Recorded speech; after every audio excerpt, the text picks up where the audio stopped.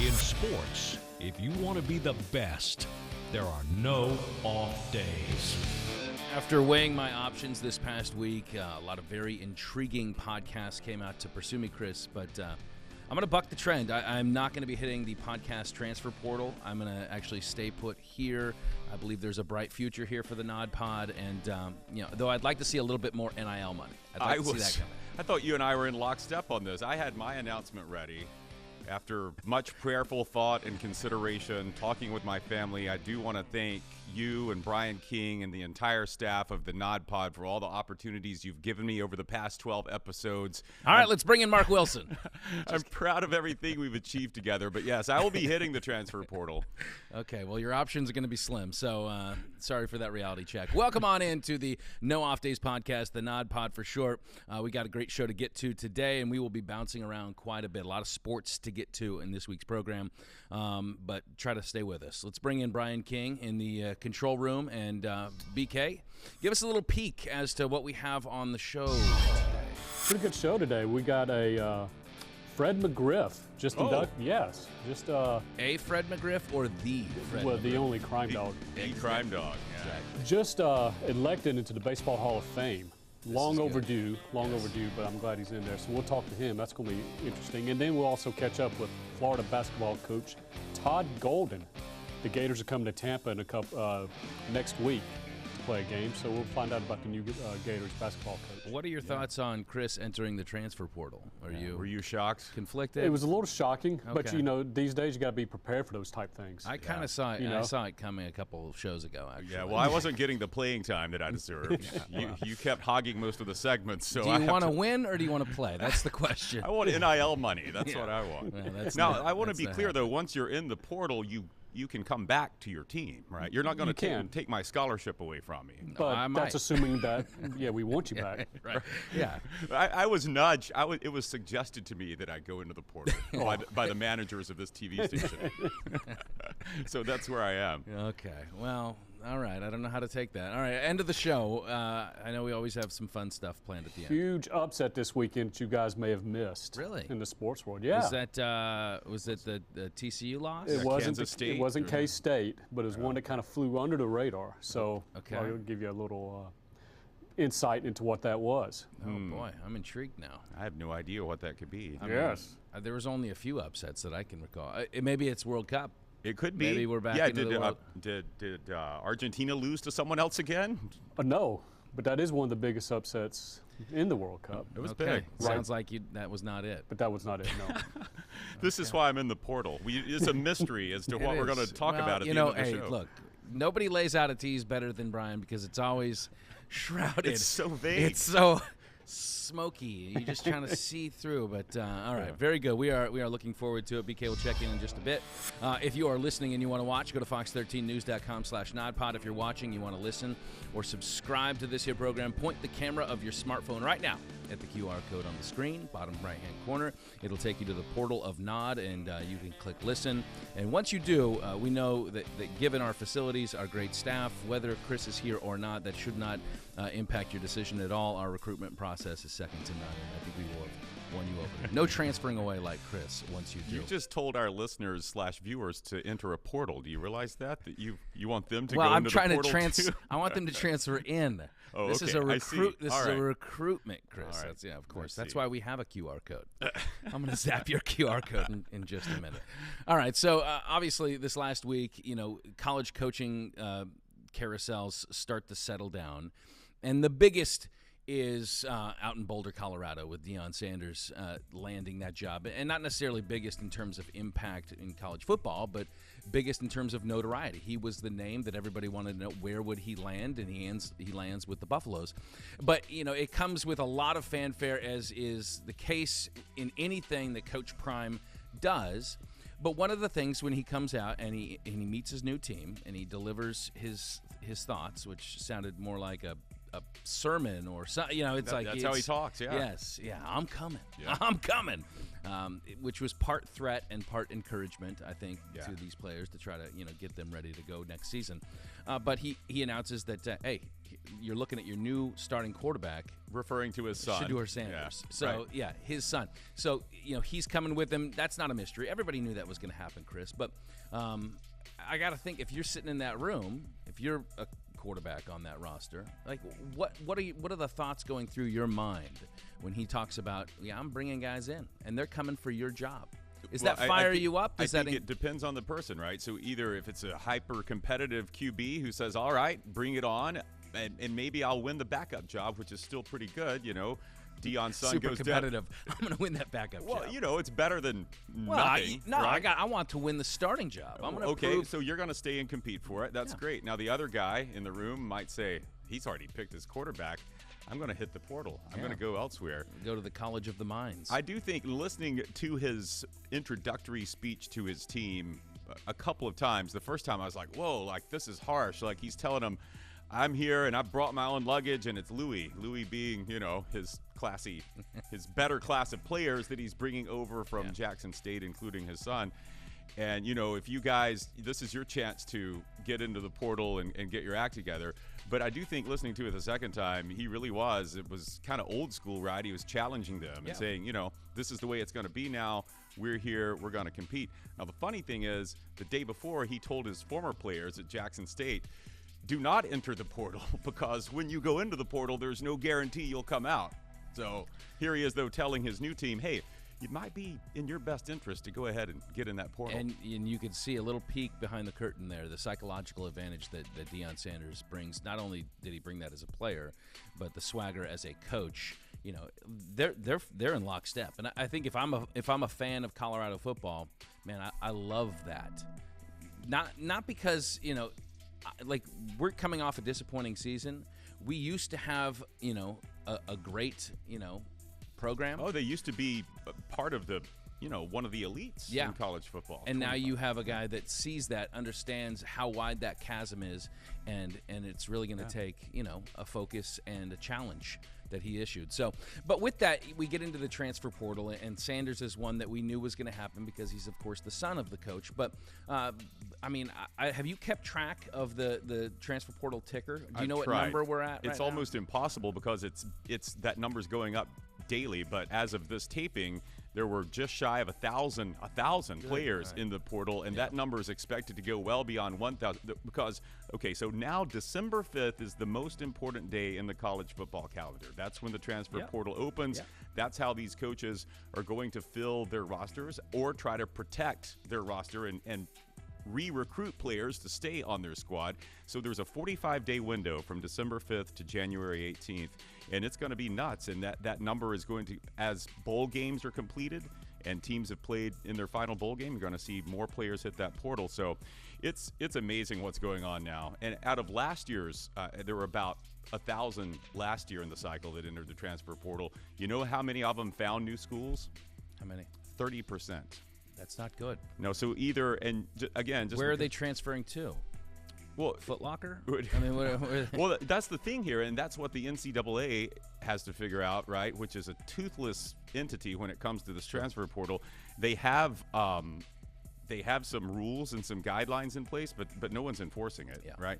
And so, would you have 70% in last year's cycle didn't find new schools? You assume some of them did stay with their school they were with before they, but there are a lot of them that found themselves without a scholarship and floundering.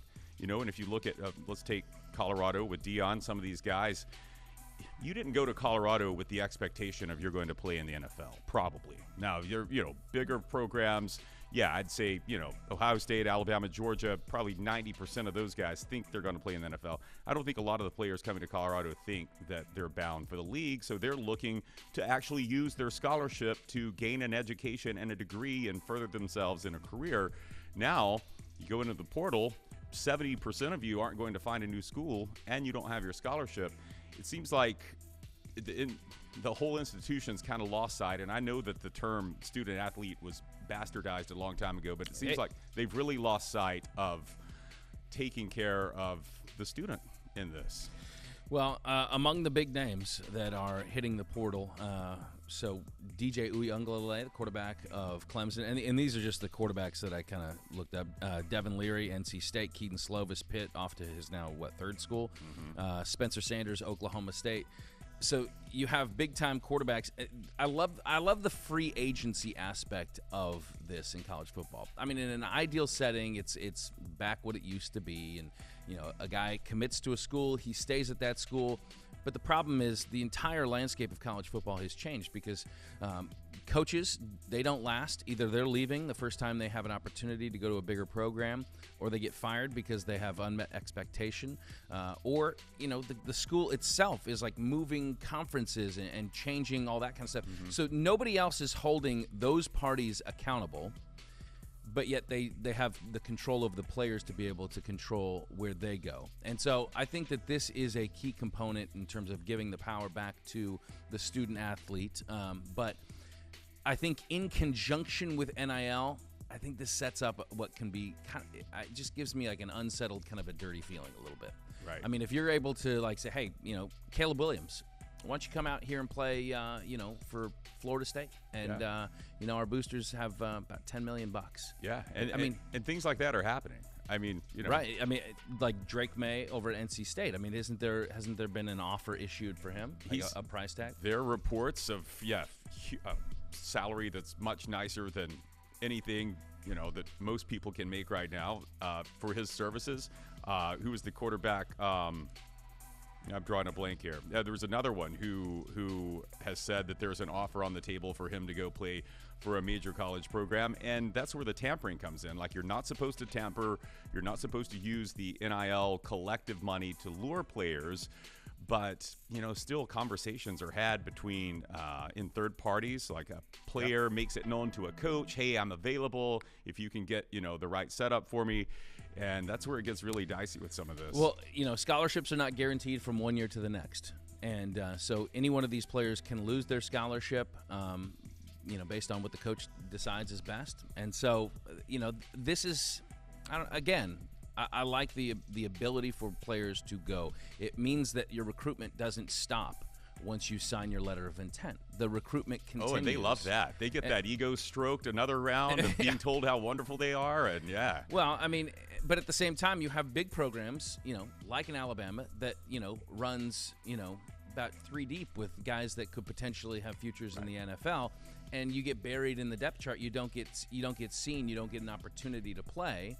Now, wisdom would say, well, take that into consideration before signing your letter of intent. Right. How much playing time you think you're going to get and what that roster looks like of the team you're going to.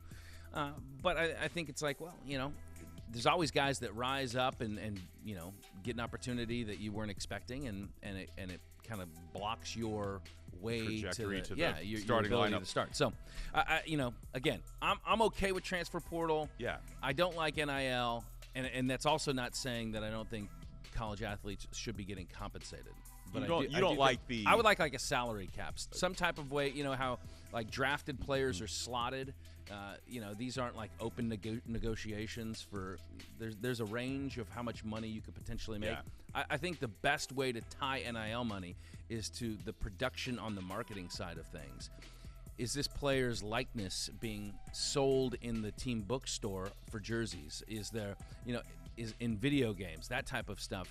Then it correlates exactly to their popularity as a player, rather than what boosters just decide they want to cough up. Yeah, it's the Wild West, though, and the boosters are coughing it up out there. All right, so one of the things, if you watch college football, that you see at every halftime is the Dr. Pepper competition. In the big championship games. Yes. Yeah. So typically, you don't really pay attention to it. I do. It's not the most exciting competition. Okay. There are Vegas odds on which of these college students is going to I'm sure they toss the most footballs through the giant. If anybody calf. would know that, it would certainly be you. So, they're throwing footballs inside the big giant Pepsi bottle or a Dr. Pepper bottle, and whoever gets the most in gets basically a scholarship. Pretty they get nice. Tuition paid for the year, $100,000. $100,000. So what happened this last week is you had 2 ladies competing against one another, and it's tied after the first one. Okay, so what do we do now? Well, we have just enough time to do an overtime. Have a tiebreaker. Yeah, I mean, there's a lot of leagues, you know, college football, NFL, they have their overtime rules, and there's people that don't like certain overtime rules and thinks some ways are better. Dr. Pepper clearly needs to work on what their overtime rules are, because there's no answer after that overtime period, because it's still tied after the first overtime period, and they're running out of time. Like the players, they're going to come out on the field. The marching bands are coming back onto the field. Yeah, so they have to have a tiebreaker, but what was Dr. Pepper's tiebreaker? It was what they determined based on, like, I guess they do like a qualifying for the competition itself. Whoever had thrown more, but it seemed rather subjective, and so they awarded it to one of the ladies. And then there was just outcry. Social media gets involved, and they're saying, no, this ain't right. Justice for Kayla, I believe, was trending. Yeah, Justice for Kayla. Yeah. So what did Dr. Pepper end up doing? Kayla ended up getting $100,000 too. Both Dr. Pepper said, "Wow, we are in a pickle here. Yeah, we're in a fix." So look, Dr. Pepper is the big winner here, because the longer we're talking about Dr. Pepper, and we've already said it about 18 times, after that moment. That's what they're paying for, right? Well, why don't they just come up with a better tiebreaker? There's got to be something better than let's go to who threw the most footballs in the can in the qualifying round. Well, I know that you wouldn't have suggested that if you didn't have some ideas. So what are your ideas for a better tiebreaker for the Dr. Pepper competition? I think, first of all, you could have them, the contestants, face each other and throw the balls at each other. Make it like a one-on-one dodgeball. Like American Gladiator? Yeah, just first person gets pegged with a football, out. No scholarship money for you. I mean, what about just like moving them back a further distance? Wouldn't that be, that would make a whole lot of sense. Well, that requires two. How about banning the, most of them do this two-handed chest pass now into the can. How about, one round, 10 seconds if you actually have to throw the football at the target. Okay, I like that. What about after you throw your last pass, the first person to tackle the Dr. Pepper bottle wins? You got to bring it down, like full-on form tackle. That could be entertaining. Yeah. What about Dr. Pepper? So what is their slogan? There's 23 flavors in Dr. Pepper, right? 23 different notes of different things you can get. That's what they say. So whichever student can name the most of those 23 flavors in 23 seconds gets the scholarship. If there's a tie after that, they have to, one of the flavors is licorice, so it becomes who can eat the most licorice in 23 seconds. Oh, that's good. Why don't we just have them chug a 2-liter jug of Dr. Pepper, and then the longest belch wins. I think that's the one they should go to. That may be in fact, forget the football throwing from the beginning. Let's just have the Dr. Pepper what are we doing? Scholarship chug-off belching competition. Yeah, I love it. All right. I think we solved that problem. Well, good. Dr. Pepper is going to start sending us some NIL money now. They need to. So Monday Night Football, we had the Bucs taking down the Saints, and it was an incredible another chapter in Tom Brady's excellence, leading the team down there and winning it in the last couple of minutes. And really, there was not much to speak of this game for, the first 55 minutes of actual game time. It was the last 5 minutes ugly. where all the action was. Up until then, it had been about the guest of honor that was inside Raymond James Stadium, and that would be the most highly pursued man here in the offseason of baseball, and that would be Aaron Judge. I wondered where you were going with that. Yeah, and he was there, and I was thinking, is he a guest of the Rays? And then that thought crossed your mind for about 2.2 seconds. I said, no, I've been chugging too much Dr. Pepper. Belch. But he was wearing a Bucs jersey, and Mike I thought, Evans jersey. I was like, man, I know he's making a ton of money at baseball. He's gonna $300 million, whatever's coming his way. Yeah. But isn't it intriguing to think what that guy could do on a football field? Oh, I know. Well, yeah, you look at him on a baseball field, and he does look out of place because he's so large and he's as fast as a gazelle. He's got a cannon for an arm, and he's just one of those freakish athletes. If he was wearing a Mike Evans jersey, he could be a good wide receiver.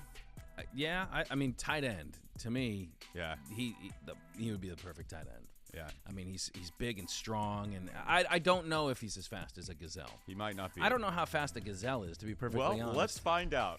Bring in the live gazelle, Brian. Oh, it's not here. It's not here yet. Okay, we'll just have to save that for another show.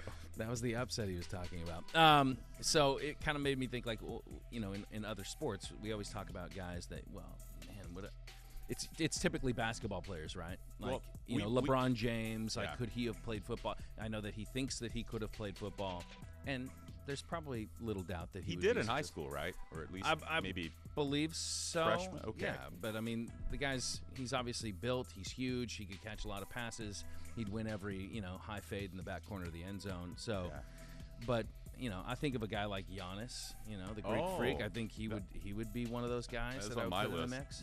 Yeah. Think about that wingspan of his. He's got a 7'3" wingspan. You put him at wide receiver, Yeah. and he can run like a gazelle. I've timed him. It'd be a great wide Well, receiver. Mike Evans has probably the best catch radius in the NFL. I would say that Giannis would have him beat by probably a good foot. Or do you just put him into block field goals? I mean, he could swat those down all day on special teams. You have to be able to jump over the center or the snapper. He on the could do field. that. Yeah. I like this. He's with the Bucks now, but he could play for the Bucks. Oh, just take away the K. Yeah, just take away the K Yeah, I and like add a that. Giannis and stir. Mike Trout. I okay. think Mike Trout. I mean, he's a big Eagles fan. He is. I could see him as a linebacker. He's a man. bruiser. Yeah. Yeah, he's kind of He's- beat up though, kind of injury prone, but yeah, Well, he's yeah. he could knock some heads for sure. I mean, big hitter. Who you got? Hockey players are tough guys, right? And they're large. course. And we have one in Tampa Bay, Andre Vasilevsky. He's got that length. What about you put him in on short yardage situations, but he has to wear his hockey pads, and he gets to spread out. That's a run stuffer there. Yeah. No one's getting around that. Well, I mean, I think I don't know about. I mean, he's good on slick surfaces. I mean, and he's very nimble. I mean, Yeah. obviously those legs can kick out into full split. So I just want to see the I mean, hockey pads. maybe as a first baseman. I think maybe Vasi as a first baseman got a great glove. Oh, I thought we had to go to football. That's why I put him on the defensive okay. line. All right. I think Pat Maroon would be one of those guys too. Yeah. He's as tough as they come, and he seems like a guy that would mix it up on the football Yeah. field. What about Steph Curry, point guard? He could be a quarterback, possibly. Yeah. Yeah. I mean, look, Distributor. he's a great. I think of like a pitcher, give me like a Justin Verlander. You know, and not JV now, but like when he was a little bit younger. He's got a cannon, a Clayton He's Kershaw. going to be one of those pocket guys, though, standing back there and launching. Steph Curry's going to be your mobile. He's going to move around in the pocket. Yeah. Jose Altuve, maybe a jockey. No, Yeah. That's Could be a great jockey. yeah. Well, there's a lot of different mixes, but anyway, it just kind of got the juices flowing a little bit when I saw Aaron Judge wearing a Bucks jersey. That got you excited. You thought the Rays were about to spend some money, huh? No, Yeah. the Rays did have a big signing, right? A big offseason acquisition. The Rays spent some money on. Zach Efron. No, Zach Eflin. Zach Oh. Eflin. Okay. Yes. Yeah. Speaking of crossovers, great actor, and and he's a phenomenal pitcher Great as pitcher. well. Yeah. We nailed that one. Chris, let's class up the joint. What do you say? We welcome in a masher, 493 career home runs over 19 seasons in the Bigs, 6 different teams, including his hometown Rays. The newest member of the Baseball Hall of Fame, Fred McGriff. Yeah, there he is. Hey, and he's got the jersey on and everything. Fred, welcome on in. Just saying. Oh, man. And it's fitting. You know what I'm saying? Yes. It's beautiful. Do they take your measurement first before you slide that thing on? No, they just guessed. Okay. You've kept your. They just got the hat size right. Oh, well, that's important too. There we go. Now you look official. On the team for sure. So take me through the emotion. What's it like? Is it relief? Is it about time? Is it dancing in the living room? What were the emotions when you first got the news? Well, a little relief, because the thing about it is a month or so when they announced who's on the ballot and so forth. So now the whole time, and they say, yeah, the voting is going to take place December 4th. So now from when they announced the players on the ballot to the actual day, now you're thinking this and that. You're playing out a little different scenarios. Is this going to happen? This is going to happen. Then you find out who's on the committee. And then you're like, okay, do I know this guy? Did I face this guy? Did I hit a home run against this guy? Right.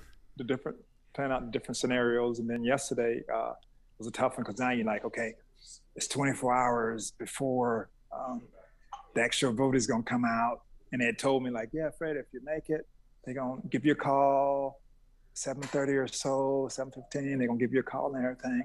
And so now you're sitting there and you're looking at your watch, like, Right. okay, it's 7:20.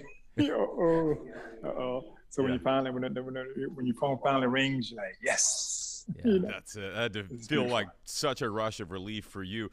And you mentioned the method in which you were selected to the Hall of Fame here. This is the first year they've used this contemporary baseball era committee. You know, it's always been the Baseball Writers Association of America. You were on their ballot for 10 years in a row. You need 75% of their votes to get in. You topped out at 69% 3 years ago in 2019. But they developed this committee, which is comprised, as you mentioned, of players, some former GMs. You referenced, hey, is there anyone on this committee that I knew? And yes, there is a gentleman there named Greg Maddux. But you got the support of all 16 members of the committee. Was that in a way more rewarding than getting selected by a bunch of baseball writers? Without a doubt, it's unanimous. Because the thing about it, when I tell people that players, they see you play, they know your game, and for them to acknowledge that, hey, you were a special player, it means a lot. I mean, because they actually played against you on the field, or they pitched against you, and so they know what type of player you were. Well, other times, sometimes the writers here, they may miss it a little bit because they're not actually on the field, and so it's very special. And to be unanimous is it's a beautiful thing. And I laugh. I was laughing yesterday because now it's just me, right? So now when they have the other ballot next month, what happens if nobody don't get selected, right? It's a class of one. It's a class of one, Right, 2023. Exactly.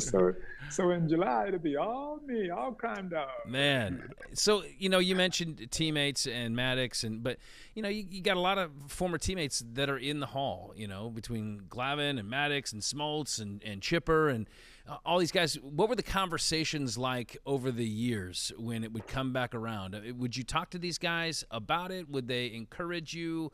I mean, how was that relationship every time Hall of Fame voting came around? Not really too much, because now we live all different parts of the country. I know Chipper was living in Texas for a while. Now he's back in Atlanta.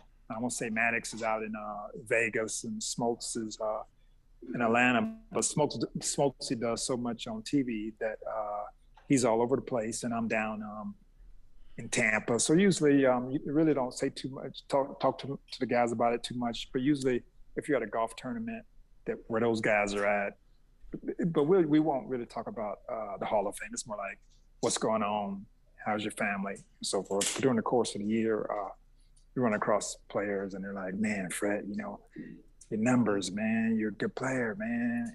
I don't know what's keeping you out, and so forth. So that's when it gets a little tough.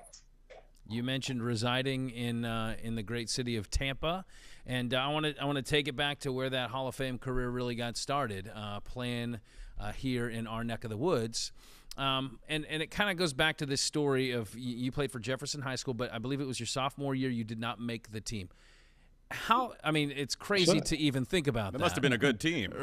Yeah. Well, honestly, at the time, they had a senior first baseman. His name was Izzy Segura.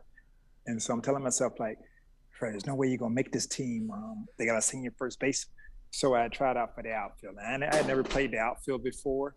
And so I tried out for the outfield, and a ball got past me and went to the fence and so forth during tryouts and everything. But usually the coach, Pop Cuesta, he wouldn't tell you face-to-face if you made a team or not. So it was always like, okay, a 3-day of tryouts. And it's like, okay, like, y'all leave and go home, and later I'll post whoever makes the team on the locker room door. Sure. So that would happen. You would leave and go home, and then later that evening you would come back, and if your name is on that lineup, then you made a team, and if not, you didn't make it. And so was that like a catalyst for you? Like, did that do something in you that kind of changed the trajectory of your baseball career? Without a doubt, because in the end you tell yourself, okay, I'm going to prove to him that I can play. So I went back to my Little League program, West Tampa Little League, and I played there the rest of the year. And then I tried out for Jefferson's team next year also. And, so now they did give Pop Cuesta a tough time all the time. They're like, dude, you cut Fred McGriff. Right. Now they're gonna really mess with him. I'm like, hey, dude, you cut a Hall of Fame player. Yeah. Oh man, but you guys, I mean, you grew up in what was, Tampa's been a baseball hotbed for a long time, but you were not heavily scouted until you hit a home run off some guy that pitched for Hillsborough. I believe he was a doctor of sorts, maybe a PhD. Yeah, Doc Gooden. Take me through that. Was that the moment where you kind of got on the radar for all these scouts that were out there looking for Dwight, and here comes Fred? Yeah. Well, I got cut my 10th grade year, and so my first year really playing high school ball was my 11th grade year. So I was more of a considered late bloomer in that sense. But if you recall, like you were saying, Tampa has just been a hotbed for players. But Hillsborough High School, before all that, you have Belmont Heights Little League. Belmont Heights Little League, they should have a movie about Belmont Heights Little League, because the players that have come from that area, the Gary Sheffields and Dwight Goods and so forth, were just awesome players. I'm just naming two guys, but those players were so good from Belmont Heights Little League, and then they would all go to Hillsborough High School, and so the late Billy Reed was the head coach, and so Jefferson will go 18-2, and we'll lose every year to Hillsborough. But that staff with Dwight Gooden and Vance Lovelace, who was a first-round draft pick, also was outstanding. I tell people to this day that everybody talks about Randy Johnson, but Vance Lovelace had threw strikes. They would, he would have probably blown Randy Johnson away. Wow. Vance Lovelace, 6'5", 6'6", like I said, 6'5", 6'6" brother, just throwing gas. He was like the second pick in the country back in 1981 from Hillsborough High School. Wow. And so that staff they had was unbelievable. And so facing Dwight in high school was awesome. It just made me a better player. And then I started playing in the minor leagues, and Dwight was striking out 300 guys a year in the minors, and then Dwight mixed it up to the big leagues. And so I'm saying to myself, man, I played against him in high school. So if he made it to the big leagues, I can make it. That's awesome. Yeah. And so Well, it was awesome. He should not feel bad for you hitting a home run off of him, because you went on to hit 493 in your career. And you did it over a span of 19 years.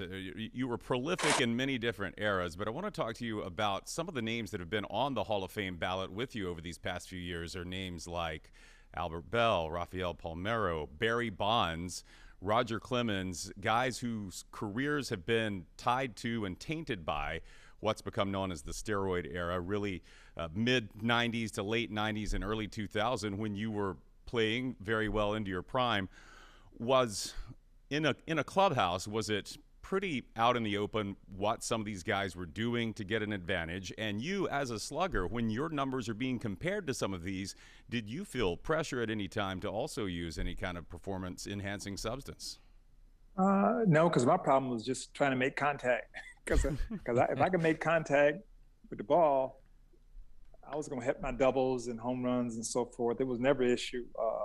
Power was never the issue. It was just making contact. But over here, it's like, I'll tell everybody, just like your job and so forth. If somebody's doing drugs and so forth, you're not going to know about it unless you're doing drugs with them or whatever. You don't know. Well, no. But now that you do know it, or when it comes out later and you do know it, did that bother you? Did that upset you that, you were doing things the right way and these guys were, cutting corners, allegedly in some cases, to get ahead and to break records? And you won two in National League and American League, led the league in home runs with 35 and 36, and that was a lot of home runs back then. Then guys come along and are blowing, past 50 with ease, including guys that had never hit more than, 30 some odd home runs. So did that bother you that these guys are getting ahead and possibly, getting huger contracts, maybe getting in the Hall of Fame? Well, I was comfortable, as you say. I was comfortable in my skin, and I was making a great living, making good money and so forth. And so, no, it didn't bother me. I was, I knew I could play the game, and I had power, and I was hitting my home runs, and so it was all good. Because a lot of times it's just all assumptions. You think this guy's doing that, but you're not sure, and so you just went on about your business and played the game. Well, you've always had a reputation as being one of the good guys in the game, and it's easy to see in the few minutes that we've been able to spend with you. But I got one more question for you. Are you going into the Hall as a Ray?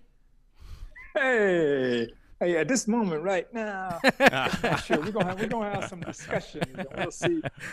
We'll just take it from there. But stay tuned. Yeah, we will for sure. The great Fred McGriff, Hall of Famer, the crime dog from Tampa. Good. Thank you, Fred. Congratulations. Thank you. Okay. Man, his people were obviously Fred had some other obligations. His people were needing to get him away to other things, well, but it was he's kind a of man him. in demand. I mean, you don't slip that jersey on and then have people not waiting on you. I didn't get to ask the most important question though. Which was? Well, has he ever put on a trench coat and walked around advising people to take a bite out of crime? Well, we'll never know on that question either. I think once we got to the end, once the gentleman emerged in the background, I think that our time was over. What do you think he meant by tapping his watch in the background? How did you read that?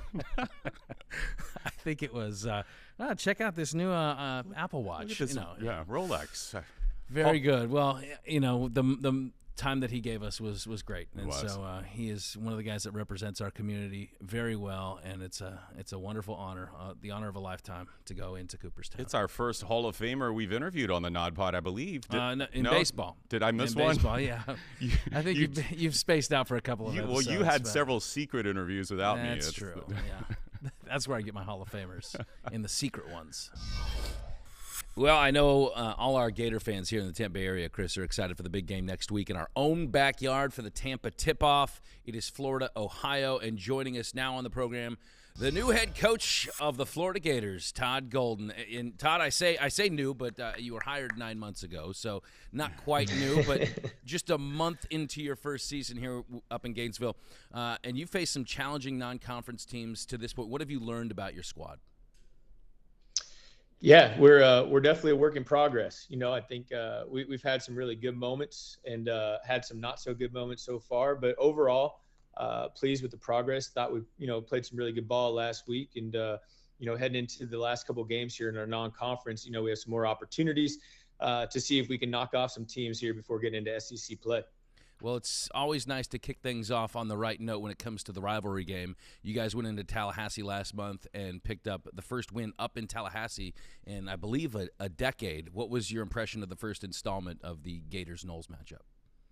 Yeah, it was awesome to be a part of it. Obviously, the first half didn't go as we would have hoped. They had a nice little 17-point lead on us at halftime, but I was really pleased with kind of the resilient nature of our group in the second half. Got off to a great start, outscored them by 26 in the second half. And as you mentioned, it's been tricky for the Gators to get a win up there in Tallahassee. And so for us to be able to go up there in a hostile environment, with a huge deficit at halftime and be able to come back, thought it showed some good grit from our group. And obviously, as you mentioned, in a rivalry game, any chance we can get a win, we'll definitely take it.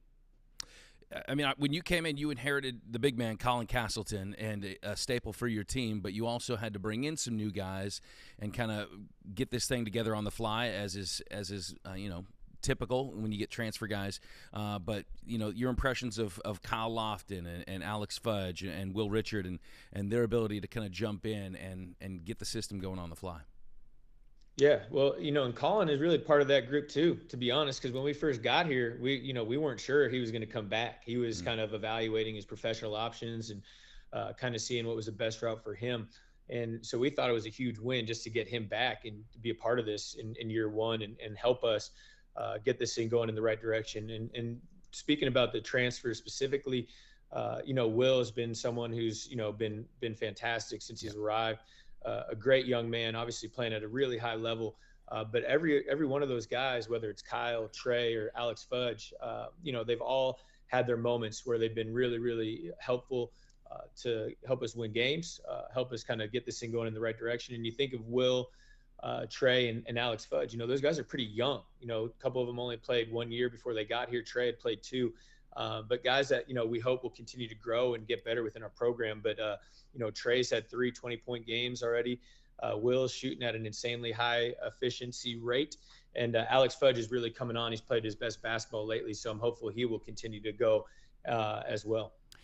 Todd, we live and work, even though we hope this podcast is being consumed all over this fine nation by now, but we do live and work in an area of the country where we are so consumed by college football up to this point in the calendar, even hardcore Florida Gator basketball fans may just now be tuning in and trying to figure out, okay, what do we have this season? Who is this Todd Golden, this young, energetic new coach we brought in? One thing they should know is that you're certainly no stranger to the SEC, having been on Bruce Pearl's staff at Auburn. How did going back to the West Coast Conference, where you played college basketball, how did going back to that such a strong mid-major program there at the University of San Francisco, competing in that competitive conference, how did it set you up for coming here and bringing a new energy to the Florida Gator basketball program? Yeah, being in the West Coast Conference, obviously a mid-major league, but at the top of that league, especially the past 2 years, it was pretty dang good. You had Gonzaga, who was a top 5 program, has played for 2 national championships in the past, 8 years. BYU is perennially a top 25 club, have a lot of success. And actually my alma mater, where I played, St. Mary's, continuously gets to the tournament from an at-large bid. And so now, in a 10-team league, when you got 3 teams like that, along with Santa Clara, who, had a lottery pick last year, there's some really good basketball at the top. And then you insert San Francisco. For us to be a top 25 program last year, I think we finished 22nd in the net or something along those lines. We had to do it with a lack of resources. We had to, really try to find incremental advantages where we could get the players and have the schedule that we needed to compete at that level. And so now coming back to the SEC, obviously learning a lot from Bruce and seeing how he elevated that program at Auburn in a short period of time, just coming here to Florida. And, we have some good talent. We have to continue to build that.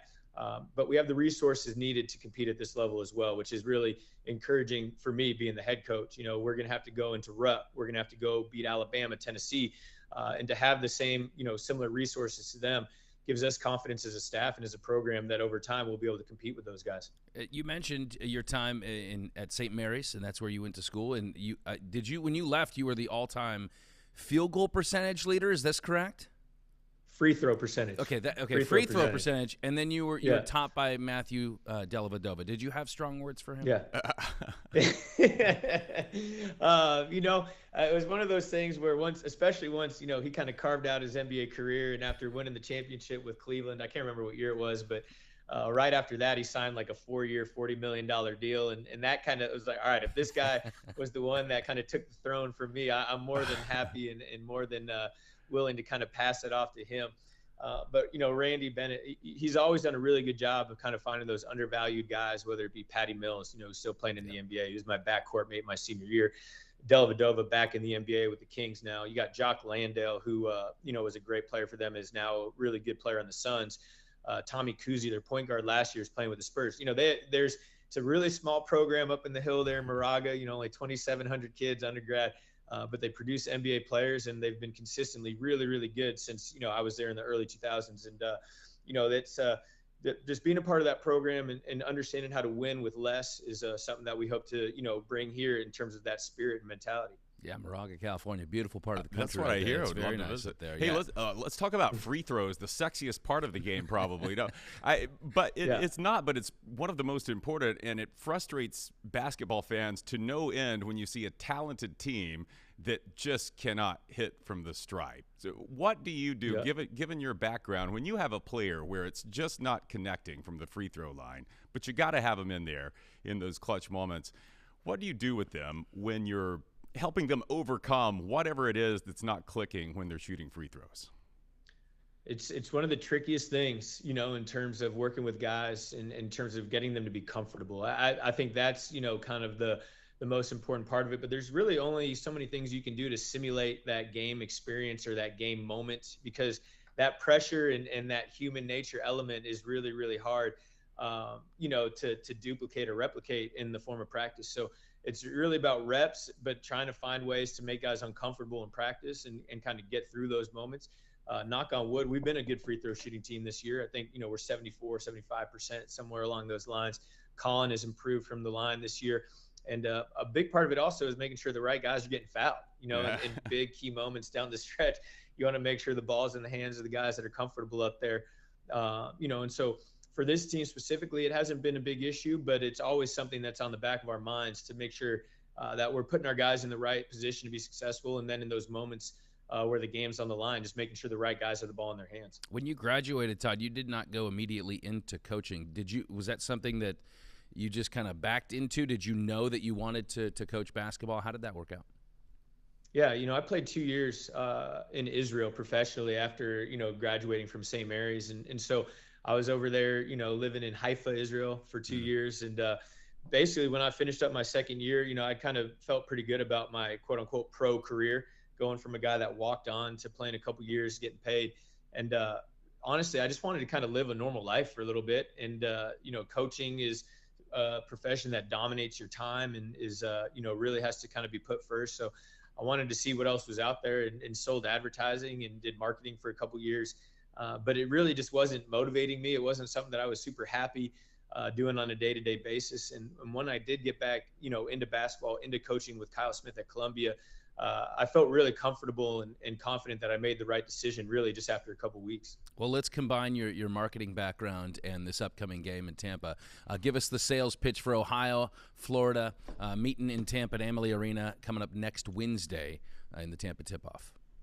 Yeah, Ohio, obviously a really good program. One perennially really great mid-major. They won 25 games last year. I think 2 years ago, in the COVID-shortened season, they beat Virginia in the first round of the NCAA tournament. Coach Bowles has always done a really good job of putting together a really strong team.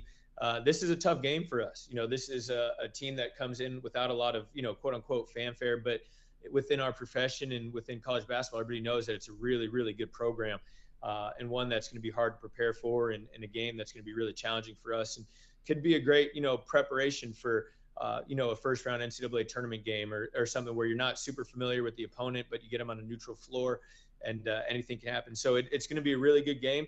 I think it's a great opportunity for people in Tampa to come out and see us firsthand and see what the Gators have to offer this year. A lot of Gator fans here in the Bay Area. Looking forward to it. Hey, before you go, I got to ask, maybe it's just the Gator emblem on your chest now, but do people tell you bear a resemblance to Billy Donovan, who was hired at Florida when he was 30? Like, I got to think that was maybe part of the allure here. I'll take it no matter what, and if I can have, a fraction of the success that Coach D had while he was here, I think people will be pretty happy with me as well. So, being a little younger, the darker hair, I think is something that resonates with people. But yeah, it's obviously a great guy to be compared to, and big shoes to fill, that's for sure. Great. Well, it's the start of what we hope will be a very successful run up in Gainesville, and an opportunity for fans here in the Bay Area to come check you guys out in person. Tickets available at Ticketmaster.com or AmalieArena.com. Coach Todd Golden of your Florida Gators, thanks for joining us. I appreciate the time. Thank you, Todd. Yeah, you guys got it. Appreciate you guys, and look forward to seeing you next week. Very good. Thank you so much. Yeah, take care. Exciting times up north as they start to, start a new path coming off of the Mike White era, and Todd Golden, an up-and-comer in this profession, obviously did great things out west at University of San Francisco, and looking to carry those over here. His hair was dark. I had not looked at him until today, but it was I couldn't help the Donovan resemblance there. Well, I remember what it was like to have a head full of dark hair. Oh, those were the days. You're still doing okay. The gray is encroaching a little bit on the sides. We might start dying here in a minute. We'll see. You didn't even notice that I'm wearing a different shirt than I wore in the Fred McGriff interview. I didn't. Did you sneak behind the curtain back there and change? That's what I'm doing, yes, right. When you're so distracted interviewing guests. Well, between the Golden Boy and the Crime Dog, it feels like an episode of like a WWE SmackDown. Golden Boy and Crime Dog, it has been. Yeah, we've had some good guests. Let's bring in Brian King. We've been all over the map, BK. I mean, we started by talking college football and Coach Prime and all those transfers, and then baseball, and we got a little basketball. So how are you going to close out the program? This is the big send-off. This is where you come through on that heavyweight tease that you laid out at the beginning of the show. Yeah, no pressure. Yeah, no pressure at all. How about? Oh, he's got a sheet. I know. It's he's the only person that still uses paper. Most people would just use that computer that he's standing in front of. Turn like that. No. See my best no, side. no, we don't. That's not a real computer, by the way. Yeah, just gave it to Brian. It's all cardboard. Huge upset I was talking about earlier in the sporting world this weekend. competitive eating contest. Ah! The first person you think of when you hear who is it? Oh, it's Joey Chestnut. Of Kobayashi. course. Chestnut, yeah. Yeah. Eater X. He was at a St. Elmo's shrimp cocktail eating contest in Indianapolis. Scott's pretty familiar with that. I love St. Elmo's. Those are Okay. awesome. Whenever I go to Indianapolis, and it's not often, but that is a must. So it's a great steakhouse. All right. But it's known for its shrimp cocktail. Incredible. So giant jumbo. Can I just go a little bit on Go ahead. how delectable Please, it I'm is? starving. So giant, obviously jumbo shrimps, and giant jumbo shrimps are bigger than just Is jumbo shrimps the plural of shrimp? Scrimps, I believe.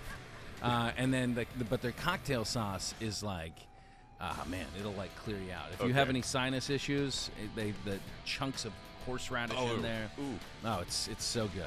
But yeah, But so I I'm can quite s- familiar. Well, that would be the horseradish would be problematic in an I have a eating feeling contest. I'm never going to go and eat this again after this segment. But go ahead. So he's competing in the shrimp. Yeah, cocktail. and he's the 8-time defending champ in this thing. Just about in every contest he's in, he's the defending So he's champ. not just a hot dog guy. He's not a No. one-trick pony. Oh, he's got a lot of records there. Joey Chestnut. He is special. He, in 8 minutes, pounded out, which I think is impressive, 10 pounds and 9 ounces of shrimp cocktail. Okay. That's sauce, that's the shrimp itself. 10 and, pounds. What does that do to your insides? well, it's, I mean, yeah. That's Oh my goodness. but that's second But he place. lost. He lost. Wow. He actually came in 4th. how many. He came in fourth. Yeah, came That in. is an upset. It is. Wow, this clearly. I mean, are we witnessing Joey on the backside of his career? I'm thinking so. Is he's out this to pasture. Joe Namath with the Rams, like he's wobbling around out there? It could be, or it could just be that like he only gets up for the big ones, the you know? Nathan's hot It's like dog, the ones yeah. that are it's Yeah. St. Elmo's shrimp cocktail eating contest. But you let me know on 4th of July he's ready to go. Yeah. Okay. Like this That's his guy, go he time. steps up. Yeah, that mustard belt. And didn't he have an injury heading into this Well, he contest? said that the reason he didn't eat as much, he lost by like 6 pounds, so it wasn't like he lost by a shrimp or two. He lost by 6 pounds. How much does one shrimp weigh? I don't know how to Well, say you've been to St. Elmo's. I mean, Tell they're us. large. Again, giant jumbos. Okay, so they're a very- pound each. Nah, No, okay. probably not. But Chestnut said that the reason he didn't eat as much is because he had a leg injury. Now, I'm not sure how. Is this a standing event? The That leg. He was it. standing, so I guess You he would think that we could get a stool in there for the champ. Don't or underestimate the importance of a leg when it's an eating competition. Well, they try to force it down. All the Squeeze food it is into like, your- every open area in your body is, they're going to. it's true. now was So maybe I do have that's a where he drinking stores it leg all. and a food leg. Like the liquid goes into one leg, the solids go into another. That's how The my drinking leg is the one that gets a little wobbly at the It's end of the night. very Yeah, swollen yeah, today, yeah. in fact. Oh, boy. Okay, that I is was, a pretty big upset. Yeah, well, I was thinking of just all these records. So 16 pounds of shrimp, that's a lot. So I was wondering, what is the record for various foods? Out there most because, and I'm like the telling way you you, think. looking at every single food that's out there, there's some world eating record for it. Yeah. Anything, talking cow's tongue, there's a record for it. Just gross stuff. Cow's tongue. Yeah, so I'm going to shoot you guys off with a handful of these foods. Set the over/under of how much you think they, is the good. record, and you tell me what it is. We're going to start off with spam. Like How a many- whole can? How many pounds of spam can you Pounds. eat in 7 minutes? Over/under 7 pounds. Okay, well, spam is coated in a gelatinous goo, so that will, of course, be an easy. It's like a lubrication for Yeah. consuming. Growing up in Alabama, I ate quite a bit of it, but never 7 pounds. Over the course of your life, you've clearly eaten 7 I've got pounds my of spam yeah. leg and my drinking leg. I'm gonna say, I mean, it's pretty dense. So I'm gonna wait. What did you give the over under? Yeah, it was at Over/under 7 pounds. pounds. in Oh, 8 it's minutes. over. It's Easy, over, yeah. Easy over. Over. Wow. I'm going to go under Under. because it is dense. Record was set in October 2021. Vintage year. 9.7 pounds Yeah, of baby. spam. Oh, that's a whole baby. 9.7 pounds of spam. Hey, fried spam. I'm still. Oh, I know. I'm with it. Is there another way to eat it? Well, With mustard on it? The I way don't- these ate, guys, there's no way that this is fried. They're just eating that Out of the goo. can. Yeah. The guy that set the record was also the guy that beat Joey Chestnut Oh. at St. Elmo's. Oh, well, So, this yeah. guy we should say his name Well, yeah, since he has yeah, 2 it's records. Jeffrey Esper. Jeffrey Esper. Esper, yeah. Does he have a nickname? No nickname giving, He's not Jaws. That's I mean. but he's Can you give him a nickname on the spot there, Cato? Shrimp leg. I don't know. Jeffrey Shrimp Leg Esper. It's all his shrimp in a leg. I don't know. Give us another one. Here's one. It's close to Scott. Apple pie. All right. Oh. How many pies? How or many pounds of pounds of pie can you eat in 8 minutes? Well, Scott doesn't like apple pie, so he'll have a poor. Do you have an pies? Do you have an over under, or are you Over just under asking? 10 pounds in 8 minutes. I mean, how do you not just take the over with all of these? I'm going to say, I mean, an apple pie probably weighs about 2 or 3 pounds, right? We're standard size, like 8 or 10 inch, I'm assuming. Yeah. These aren't little personal pocket pies. Now, are you eating the 10 as well? I think that should be part of the competition. Or are you putting ice cream on the whole pie, as I would do? That'll weigh it down. Yeah. I'm going to say over. Yeah, I think the winner is probably somewhere north of 16 to 17 pounds. Oh my gosh, I'm sticking with team under. There's got to be an under in here. That is over. Yep. 2-0. Joey Chestnut. Don't ever take This that. is Joey Chestnut. Okay. He pounded 13 pounds of pie. See, he's Back in Americana. Hot dogs and apple pie. That's, I should've would been- hate to be his plumber. we should have competitive eating should be an Olympic sport.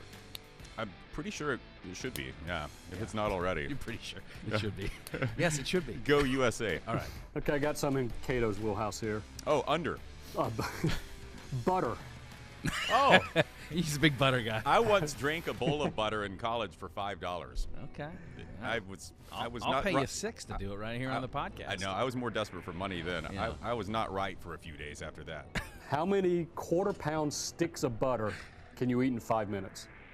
What's the over under? Over under, I'll say 10. You'll say, or there is one?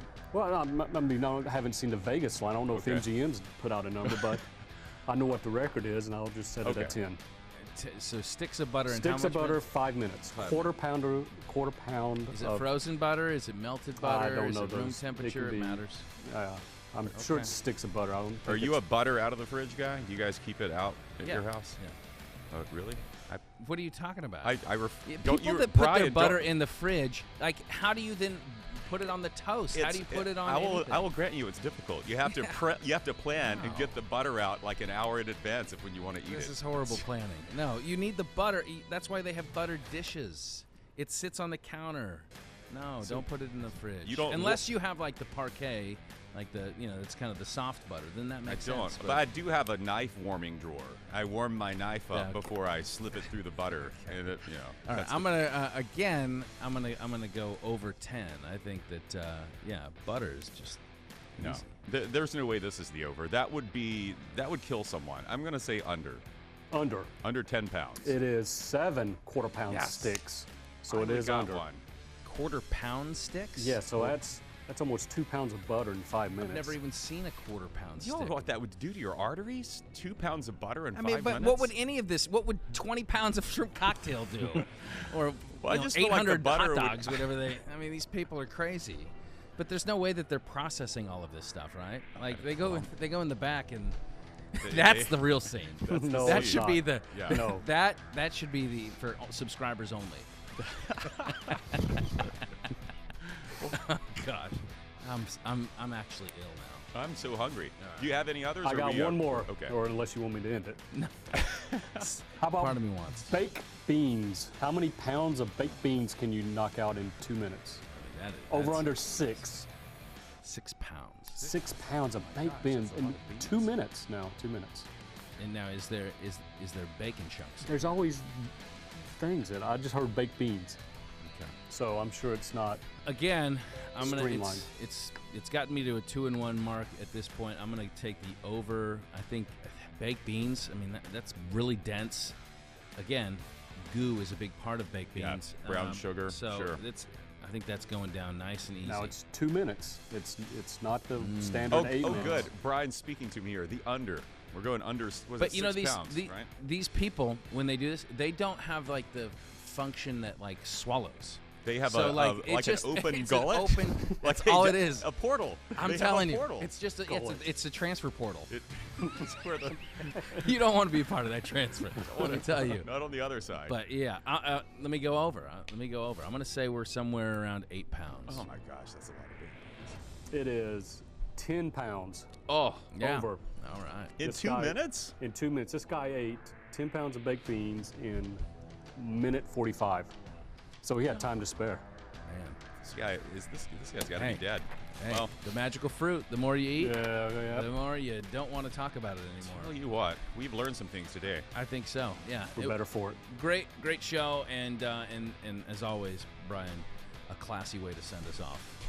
Anytime, guys. Thinking about, I think I'll pass on lunch today. Making All up, right. yeah. Very good. Thanks, BK. All right, to watch full-length episodes of this here podcast, head to fox13news.com/NODpod. QR code on that bottom right-hand corner of the screen. You can subscribe on iTunes, Google Play, Spotify, Stitcher. Get us every week in audio form. And, of course, you can find the show on the social media pages as well. Chris, we learned a lot.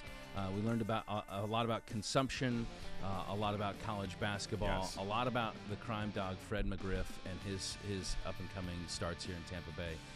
It was a comprehensive show. Congratulations to the crime dog again. Hall of Fame 2023. It's always good when class guys get their up-and-comings. Which is why I've entered the transfer portal. Yes. I'm a classy guy, and I'm waiting for you'll my soon realize there's NIL nobody, money. there's nobody waiting on the other side of that portal. Oh, how sad. Very good. All right. That marks now another episode of the NODpod. I believe it is episode 13. This is 13. It's a lucky number. Yeah. Well, that's the station that we work for, Channel 13. So, very good. Until the next time we are on, there are no off days. Let's hit that portal. Man, shrimp cocktail sauce all over your face. Horseradish. Ooh. Gross.